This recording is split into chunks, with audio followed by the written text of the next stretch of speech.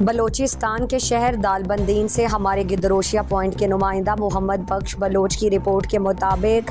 ممتاز قبائلی رہنما سردار منظور جان محمد حسنی کی سربراہی میں محمد حسنی قبائل کے دو طائفوں کے مابین 12 سالہ خونی تنازع کا تصفیہ کیا گیا۔ محمد حسنی قبائل کی دو شاخوں کے درمیان آج سے 12 سال قبل تنازع ہوا تھا، جس کے نتیجے میں کئی جانیں ضائع ہونے کے ساتھ ساتھ دونوں فریقین کے درمیان کافی دوری پیدا ہوئی، مگر خیرخواہ شخصیت سردار منظور جان محمد حسنی نے تنازع کے خاتمے کے لیے انتھک محنت اور کوشش کر کے بالآخر دونوں فریقین کو راضی کر دیا۔ اس تنازع کے خاتمے میں سردار منظور جان محمد حسنی کے علاوہ ضلع چاغی کے علماء کرام مولوی صالح محمد حسنی، مولانا عنایت اللہ، مولانا عبدالوہاب، قبائلی رہنما میر عظمت محمد حسنی، حاجی میر احمد محمد حسنی، ثناء اللہ حسنی، حاجی علی اکبر محمد رمضان حسنی، حاجی عبدالرحمان لال محمد، میر مہر اللہ حسنی، میر عثمان حسنی اور جان محمد حسنی نے فریقین کے درمیان ثالثی کا کردار ادا کیا۔ اس موقع پر محمد نور محمد حسنی